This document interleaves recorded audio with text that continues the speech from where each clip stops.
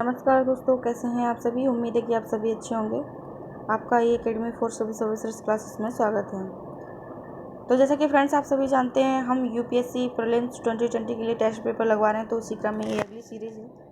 तो चलिए स्टार्ट करते हैं। आज का पहला क्वेश्चन है, निम्नलिखित में से कौन सी पट्टचित्र यानी कि चित्रकला पेंटिंग की विशेषताएँ हैं। तो पहला स्टेटमेंट है कि इसमें शास्त्रीय और लोक तत्वों का मिश्रण दिखाया गया है। दूसरा स्टेटमेंट है कि इसमें कृत्रिम रंगों का उपयोग किया जाता है। थर्ड स्टेटमेंट है कि इसमें चित्रकला के विषय जगन्नाथ और वैष्णव पंथ से प्रेरित होते हैं। तो ये देखना है इसमें से कौन सा स्टेटमेंट सही है। तो इसमें स्टेटमेंट दूसरा तो गलत है, पहला स्टेटमेंट सही है और तीसरा स्टेटमेंट सही है। तो इसलिए आंसर हो जाएगा ऑप्शन सी। इस तरीके से तो देखिए, तो चित्रकला पेंटिंग की जो विशेषताएं हैं, तो पट्टचित्र उड़ीसा की पारंपरिक चित्रकला है। इन चित्रों में हिंदू देवी देवताओं को दर्शाया गया है। पत्ता चित्र नामक संस्कृत से के पत्ता अर्थात कैनवास और चित्रा यानी कि तस्वीर से लिया गया है। पत्ता चित्र कैनवास पर की गई एक चित्रकारी है, जिसमें चटकीले रंगों का प्रयोग करते हुए एक सुंदर तस्वीर और डिजाइन बनाए जाते हैं। इनमें साधारण विषयों के साथ साथ पौराणिक विषयों का चित्रण भी किया जाता है। इसमें शास्त्रीय लोक तत्वों का मिश्रण भी दिखाया गया है। ठीक है, इसमें जो रंगों का यूज होता है वो प्राकृतिक स्रोतों जैसे कि जले हुए नारियल के गोले, हिंगुला, हल्दी, रामराजा और दीपक की कालिक से तैयार किए हुए रंगों का ही प्रयोग किया जाता है। इस कला के माध्यम से प्रदर्शित कुछ लोकप्रिय विषय हैं, जैसे कि थिया, बाधिया, जगन्नाथ मंदिर का चित्रण, कृष्ण लीला, जगन्नाथ की भगवान कृष्ण की बाल रूप वाली छवि, जिसमें उनकी बाल रूप वाली शक्तियों को प्रदर्शित किया गया है। दशावतार पट्टी, भगवान विष्णु के 10 अवतार, पंचमुखी 5 सिरों वाले देवता के रूप में श्री गणेश जी का चित्रण अंकित किया गया है। ठीक है, बात करते हैं अगले क्वेश्चन की। तो हमारा अगला क्वेश्चन है कि निम्नलिखित में से कौन से राष्ट्रीय हस्तशिल्प विकास कार्यक्रम के घटक हैं। तो ये देखना है इसमें से कौन सा स्टेटमेंट सही है। पहला है कि अम्बेडकर हस्तशिल्प विकास योजना, दूसरा है मेगा क्लस्टर, थर्ड है विपणन सहायता और सेवाएं, फोर्थ है अनुसंधान और विकास। इसमें से देखना है कौन सा स्टेटमेंट सही है। तो इसमें से जो डी यानी कि चारों के चारों जो आंसर हैं वो सही हैं। चारों के चारों जो ऑप्शन है वो स्टेटमेंट हैं वो सही हैं, इसलिए आंसर हो जाएगा ऑप्शन डी। तो मैं आपको बता दूं, कपड़ा मंत्रालय के अंतर्गत विकास आयुक्त कार्यालय द्वारा राष्ट्रीय हस्तशिल्प विकास कार्यक्रम नामक अम्ब्रेला कार्यक्रम के तहत हस्तशिल्प को बढ़ावा देने के लिए इस क्षेत्र में आने वाली समस्याओं एवं चुनौतियों का सामना करने के लिए कई अलग अलग विकास गतिविधियों का आयोजन किया जा रहा है, जिसमें से कारीगरों का नामांकन, सोसाइटियों में कारीगरों को शामिल करने, उन्हें प्रशिक्षण प्रदान करने, नए डिजाइनों को तैयार करने के लिए कार्यशालाओं का संचालन, घरेलू विपणन, उनकी मदद करने, निर्यात को बढ़ावा देने, अनुसंधान एवं विकास गतिविधियों को बढ़ावा देने, सामान्य बुनियादी ढांचे का निर्माण, ऋण सुविधा प्रदान करने और कल्याणकारी उपाय करने जैसी गतिविधियों को शामिल किया गया है।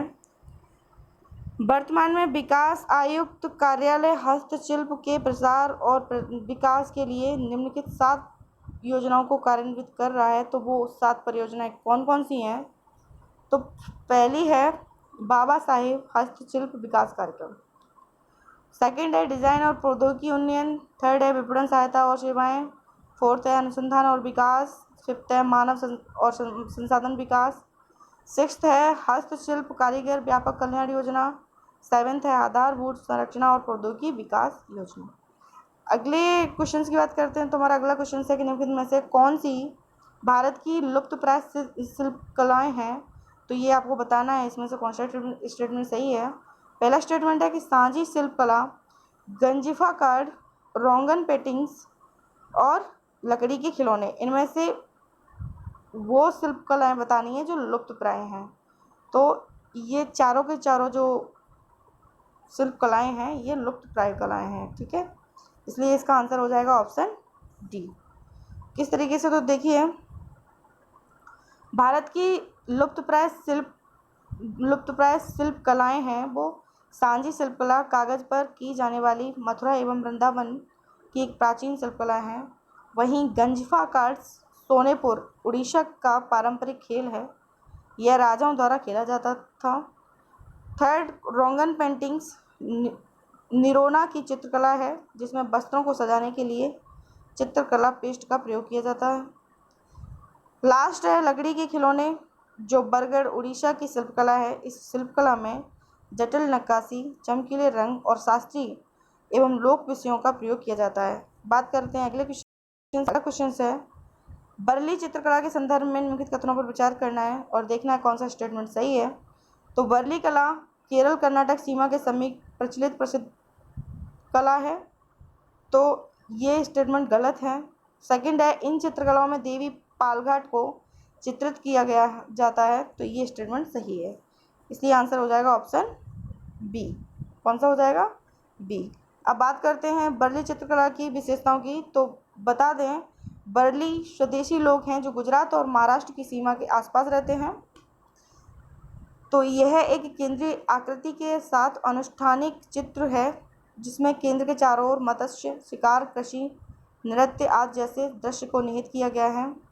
वर्ली महाराष्ट्र की वर्ली जनजाति की दैनिक और सामाजिक घटनाओं की अभिव्यक्ति है जिनका उपयोग गांव के घरों की दीवारों को अलंकृत करने के लिए किया जाता है। पुराने समय में निरक्षर लोगों के पास लोकगीत, लोक कथाओं को प्रसारित करने का एकमात्र साधन था। यह कला रूप मधुबनी के जीवंत चित्रों की तुलना में काफ़ी सरल है। इस चित्रकला में देवी पालघाट को चित्रित किया जाता है। ये पेंटिंग्स मूल ज्यामितीय आकृतियों जैसे कि त्रिकोण, एक चक्र और एक वर्ग का उपयोग करके दीवार पर बनाई जाती हैं। ये आकृतियाँ प्रकृति से प्रेरित होती हैं।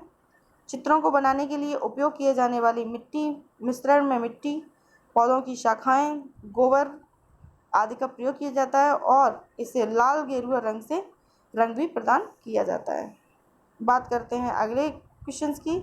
तो अगला क्वेश्चन है कि मधुबनी चित्रकला के संदर्भ में निम्नलिखित कथनों पर विचार करना है। तो पहला स्टेटमेंट है कि इस चित्रकला में धर्मनिरपेक्ष विषयों को दर्शाया गया है। सेकंड है, इन चित्रों को भौतिक संकेतक का दर्जा दिया गया है। तो इसमें से जो स्टेटमेंट सही है वो सेकंड सही है, बाकी फर्स्ट वाला जो स्टेटमेंट था वो गलत था। ठीक है, आंसर हो जाएगा ऑप्शन बी। तो मधुबनी ये चित्र प्रकृति में दो आयाम को एक अमान्य विषय को दर्शाते हैं जो आमतौर पर हिंदुओं के धार्मिक रूपांकनों जैसे कृष्ण, राम, दुर्गा को डबल लाइन बॉर्डर से चित्रित करते हैं। ऐसा माना जाता है कि रामायण काल में इसकी उत्पत्ति हुई थी। यह कला मधुबनी शहर के आसपास के एक विशिष्ट भौगोलिक क्षेत्र तक ही सीमित है, इसलिए इसे भौगोलिक संकेतक का दर्जा भी दिया गया है। इसे मिथिला कला भी कहा जाता है। इन चित्रों को चावल के पेस्ट से और वनस्पतियों के रंगों का उपयोग करके दीवार पर बनाया जाता है। इस चित्रकला में मुख्यतः जगदम्बा देवी, बुआ देवी, सीता देवी को चित्रित किया जाता है। बात करेंगे अगले क्वेश्चन की। तो अगला क्वेश्चन है कलमकारी चित्रकला के संदर्भ में कौन सा स्टेटमेंट सही है, ये देखना है। तो पहला स्टेटमेंट है कि इस चित्रकला में कृत्रिम रंगों का उपयोग किया जाता है, तो ये स्टेटमेंट बिल्कुल गलत है। सेकंड है, ये आंध्र प्रदेश में प्रसिद्ध है। थर्ड है, इन चित्रों का आधार सूती कपड़ा है, तो ये लास्ट के दोनों स्टेटमेंट सही हैं, पहला वाला गलत है, इसलिए आंसर हो जाएगा ऑप्शन बी। किस तरीके से आपको बता दें, कलामकारी का शाब्दिक जो अर्थ है कलाम, कलम और कारी, यानी कि इसमें कलम का उपयोग करके कलाकृतियाँ बनाई जाती हैं और इसमें सब्जियों के रंगों से धार्मिक चित्र बनाए जाते हैं। भारत में कलमकारी के मुख्यतः दो रूप विकसित हुए हैं। प्रथम मछलीपट्टनम कलमकारी, वहीं दूसरा श्रीकला हस्त कलमकारी जो आंध्र प्रदेश से है। कलमकारी चित्रकला में मुख्य रूप से हिंदू पौराणिक कथाओं के दृश्यों को शामिल किया गया है।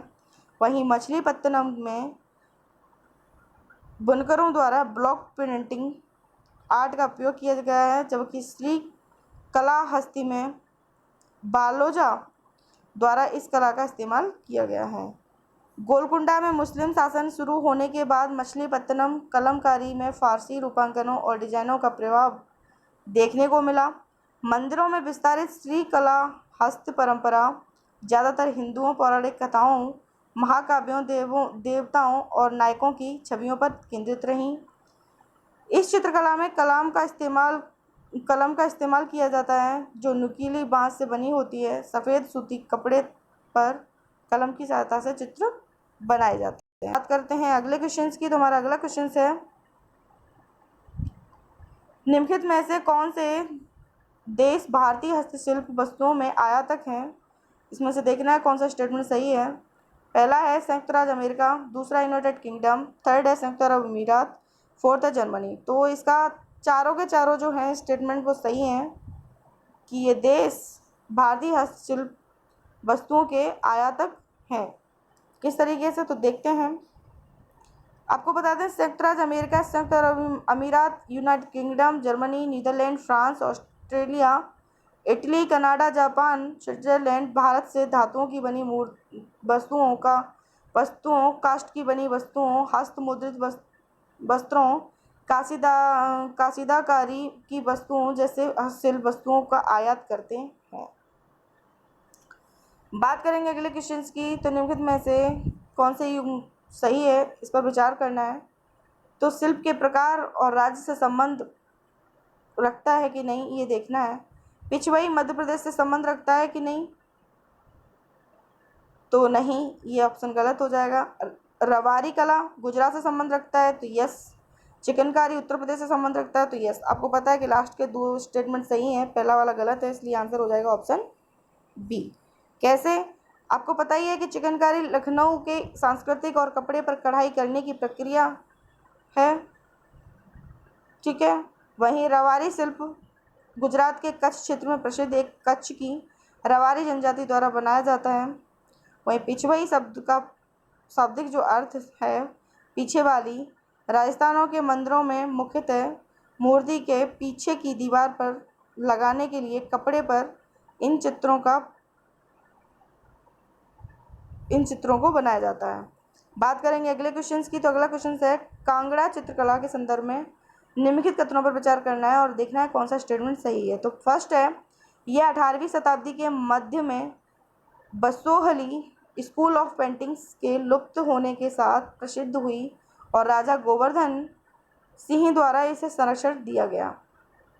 सेकेंड स्टेटमेंट है, गीता गोविंद भागवत पुराण इन चित्रों के लोकप्रिय विषय थे। तो ये दोनों के दोनों स्टेटमेंट सही हैं, इसलिए आंसर हो जाएगा ऑप्शन सी।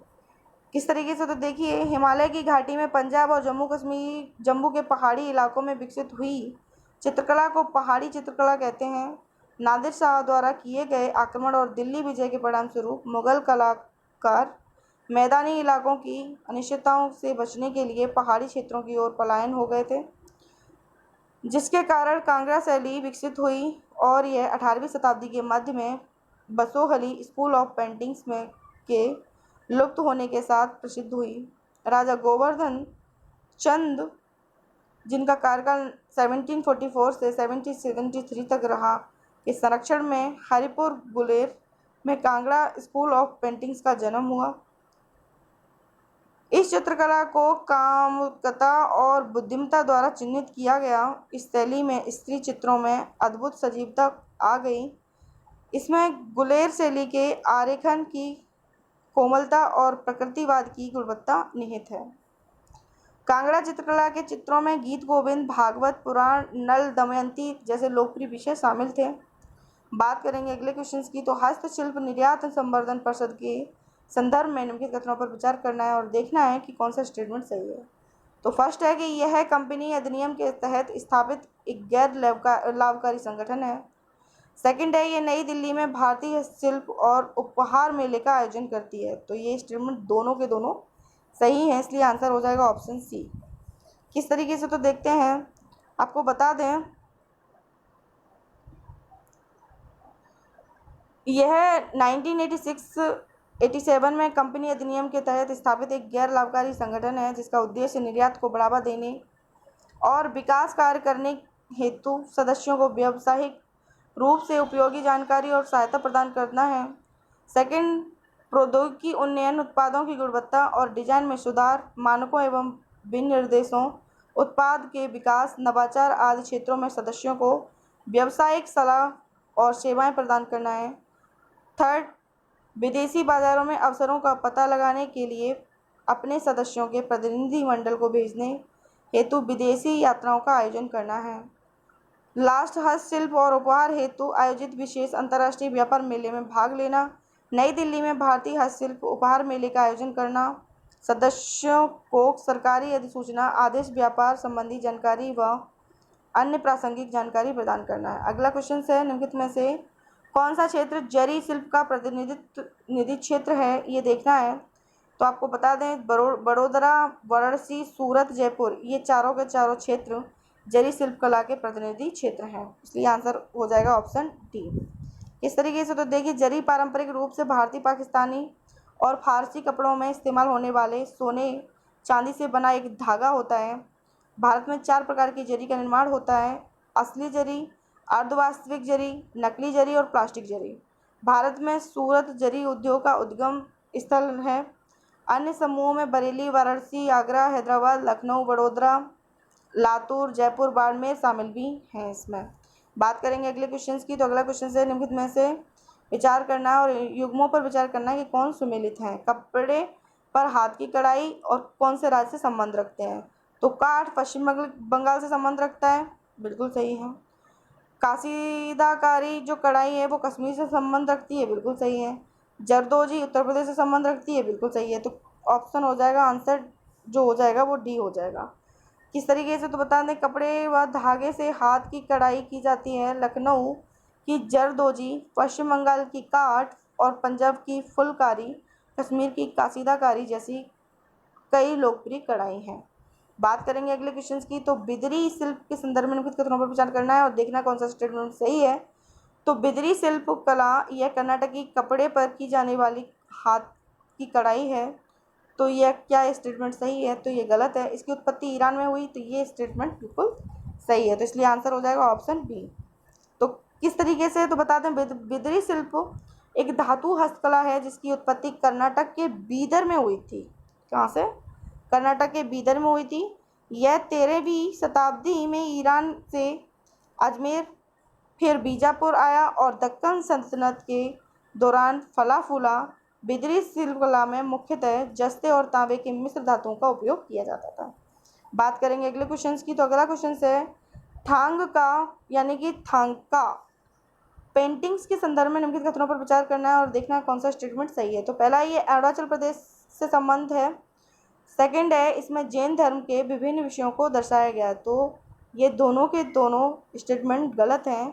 अब क्या सही है, तो इसका आंसर हो जाएगा ऑप्शन डी। तो देखते हैं क्या इसमें सही है। तो थांका पारंपरिक तिब्बती आर्थिक कला का ही एक मुख्य रूप है। इसका उद्भव भारत में हुआ। इस चित्रकला की विषय वस्तुओं में बुद्ध, बोधिसत्व, ध्यानमग्न देवियाँ, मंडल आदि को शामिल किया गया है। लेकिन भगवान बुद्ध के जीवन और उनकी शिक्षा पर आधारित है ये। यही कारण है कि इसे बौद्ध चित्रकला भी कहा जाता है। इस चित्रकला के माध्यम से तिब्बती धर्म, संस्कृति एवं दार्शनिक मूल्यों को अभिव्यक्त किया जाता है। थांका चित्रकला में बौद्ध धर्म के आदर्शों को 3 अलग अलग चरणों में दर्शाया गया है। पहला चरण है बुद्ध के जन्म से लेकर आत्मज्ञान तक। सेकंड चरण है जीवन और मृत्यु के संबंध में बौद्ध विश्वासों का प्रतिनिधित्व करता है, जिसमें जीवन का चक्र, जिसे व्हील ऑफ लाइफ बोलते हैं, भी शामिल किया गया है। तीसरा चरण है, इसमें देवताओं और ध्यान के लिए चित्रों का उपयोग किया जाता है। ये पेंटिंग सिक्किम से संबंधित है और इसमें प्राकृतिक वनस्पति रंगों का उपयोग किया जाता है। सूती कपड़े के कैनवास पर चित्रकारी की जाती है। पेंटिंग्स को अक्सर रंगीन रेशम से के जरी वस्त्र में फ्रेम किया जाता है। बात करेंगे अगले क्वेश्चन की। निम्नलिखित कथनों पर विचार करना है, देखना कौन सा युग्म सुमेलित है या नहीं।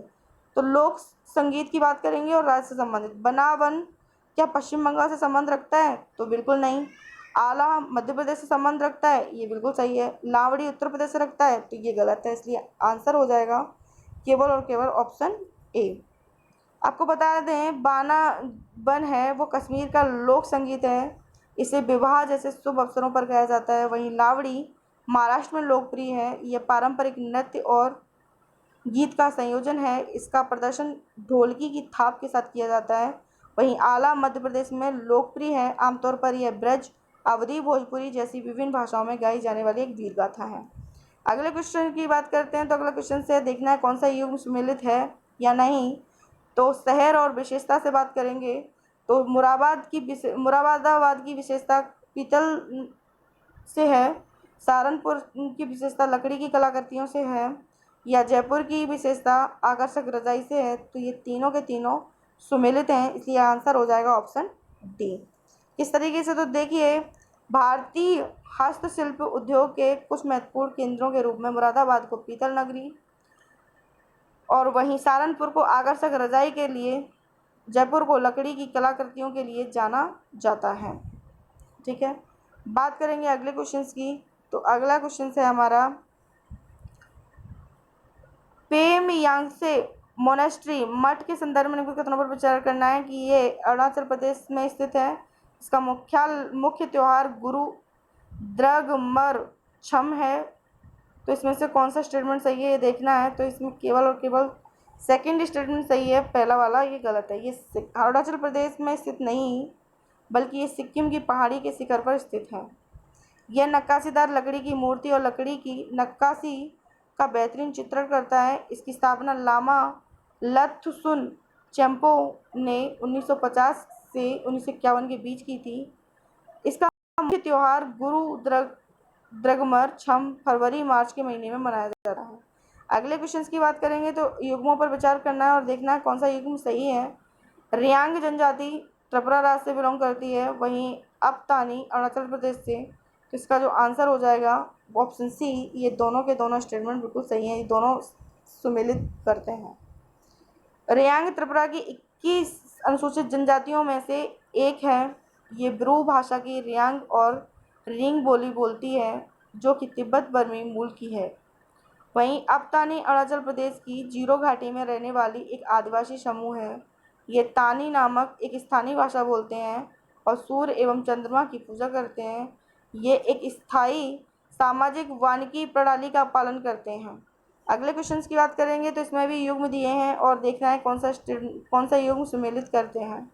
भेड़ की नस्ल दी है और राज्य दिया है। तो पाटन बाड़ी जो भेड़ की नस्ल है वो गुजरात से बिलोंग करती है, या नली राजस्थान से। तो इसका आंसर दोनों के दोनों जो स्टेटमेंट है वो बिल्कुल सही है, तो इसलिए आंसर हो जाएगा ऑप्शन सी। किस तरीके से देखिए, भेड़ की जो नस्ल है तो लोही राजस्थान और पंजाब से, यहाँ सारी नस्लों की बात करेंगे। लोही राजस्थान और पंजाब से, रामपुर बुसहर हिमाचल प्रदेश से, नली राजस्थान हरियाणा पंजाब से, बकरवाल जम्मू कश्मीर से, मारवाड़ी गुजरात से, पाटनवाड़ी गुजरात से।